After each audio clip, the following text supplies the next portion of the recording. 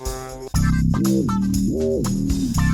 has finally happened. Skynet has become active. Get down! Hey everyone! Ooh, there's the evil robot handshake. It's me, John Lorden, and I'm here to talk to you about artificial intelligence. Seems to be a big topic nowadays, and there is a new development that has just happened, and I think the T-800 over there might be right. I think Skynet is now active. As a matter of fact, we have video proof. So just to give you a little backstory on this, last year Google acquired a company called DeepMind, and now recently Google's talking about, oh, it's got this new DeepMind thing, and they taught it how to play Atari, which sounds, interesting. And it's doing very well. Apparently now it can play as well as a pro gamer on almost 50 different Atari games, and in the next phase of their experiments they're going to start throwing it towards 90s video games.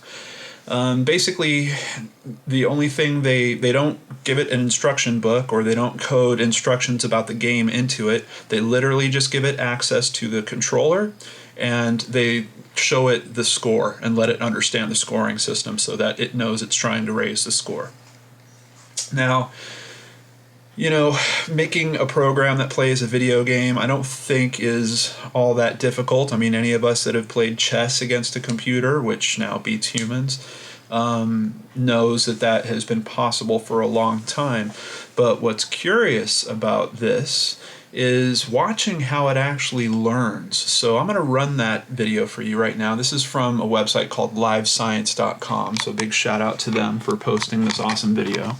And I just want you to see the learning process that this goes through.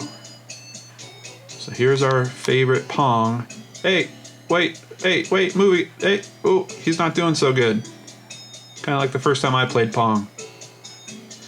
After 200 training episodes. Oh, he missed one, but is it a he? I don't know. Should we say it? But it's getting better. Ooh, look at that. Now this is what I started thinking is it needs to start predicting the ball's movement. And look, that's pretty much what it's doing.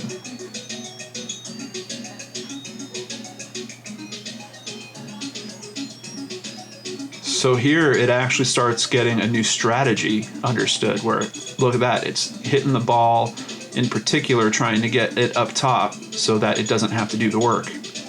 Which is proof AIs are going to be lazy. Look at that. Now here's what's interesting, Space Invaders.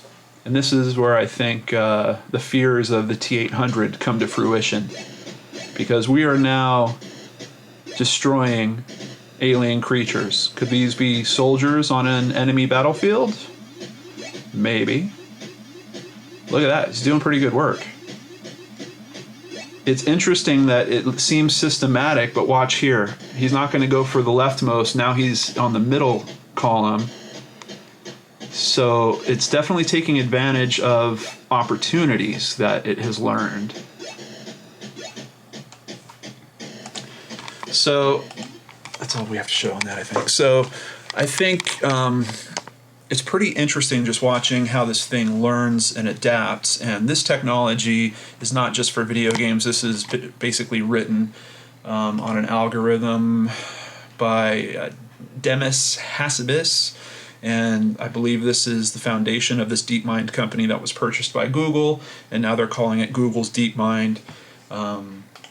Which raises an interesting question in itself. If a company, now Google is good with technology, but if you buy another company, do you really understand the implications of all that technology as you roll it out into practical application?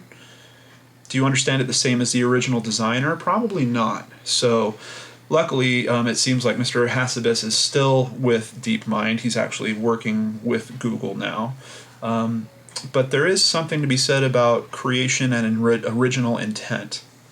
And this is bringing up conversation of Isaac Asimov's robot rules that were written into his fiction, and there's some critics saying that that wouldn't work. As a matter of fact, now Elon Musk, the guy from SpaceX, is throwing a bunch of money towards a new organization, and they're saying that basically AIs are the biggest threat to humanity currently. I guess our global issues with our climate change and all that, none of that stuff is really important. What's more important is this video game program that's going to possibly come and kill us all, like the T-800. As a matter of fact, this organization, let's see, it's called FLI is what I'm seeing here. And this is an article from the Christian Science Monitor. Elon Musk is also the founder of Tesla Motors, which, man, I'd love to see those cars somewhere, and I still don't.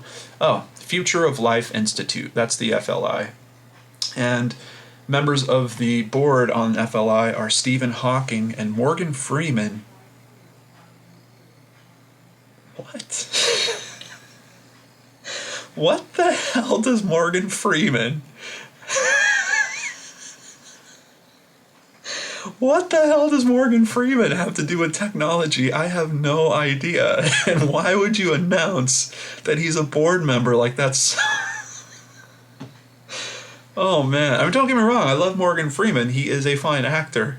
But as far as I know, I don't think he's written any books about string theory. Or I mean, he's nothing close to the understanding that Stephen Hawking has. I mean, there's a name that you should throw around.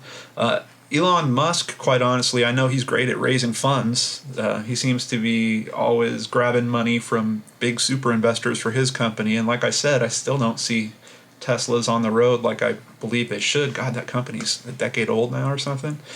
But he's definitely got enough extra money that he's throwing $10 million into this organization to watch out for artificial intelligence coming. Now, what's interesting about this is Mr. Musk is also an investor in he's an investor in the original company that Google bought, DeepMind Technologies. Isn't that weird? Is he doing it just to keep an eye on DeepMind Technologies? That's what the Washington Post alludes to. And as a matter of fact, Mr. Hassabis released a comment saying, oh yeah, Elon is a good friend, he's fascinated, loves the potential of artificial intelligence. Well, he's also put $10 million towards seeing it as the biggest threat to humanity. And I know Bill Gates has also piped up against this lately. So what are all these people worried about with artificial intelligence? Basically, I think it's kind of what I was saying when we were watching the video demo there. The game, the DeepMind technology figured out how to beat the game easiest with doing the least amount of work. Does that sound like American corporations to you? Interesting. As a matter of fact, does that sound like politicians to you? Interesting. You know what? I think artificial intelligence already exists. We just call them politicians because they're people that present that they know knowledge of things that they really don't seem to know about. It's what's strange is the biggest practical application that Google is touting is they're excited to see what it can do in terms of advancing science. And quite honestly, I'm more interested in seeing what it can do to advance us socially. I think the biggest risk that we have with artificial intelligence is, of course, if it is, there's a point of original creation and original intent that has to be well done and well understood. And something akin to Isaac Asimov's robot rules needs to be, like a core guiding principle needs to be coded into it at its very core nature that cannot be overridden. Once you have that, turn the thing loose and see what the hell it learns. One of the things they noticed with the video game, there was a submarine video game that it was playing. It came up with a strategy that the human players didn't even think of, where it would keep the submarine just under the water level, where it would avoid the most risks. And I mean, that's kind of the cool aspect of this coming up. We might see and learn things that we've never thought of before. Using it towards applications of science, sure. Some people might argue that science is its own religion at this point, because there's a lot of areas of science that cannot be proven even with our own scientific method, and they largely turn into belief structures. What I think is, turn that thing on us socially, but don't let it see your Facebook. If it sees our Facebook and how we talk to each other in Facebook, it might just decide to go all T800 on us.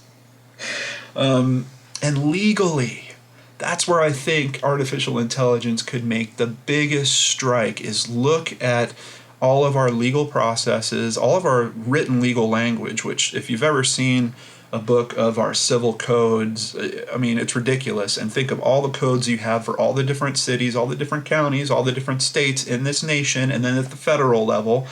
What if you had one intelligence that could really understand all that? I know that there are lawyers that think that they do, but I mean, understand it at a global, national level, and then help us determine new laws that are truly in our best interest.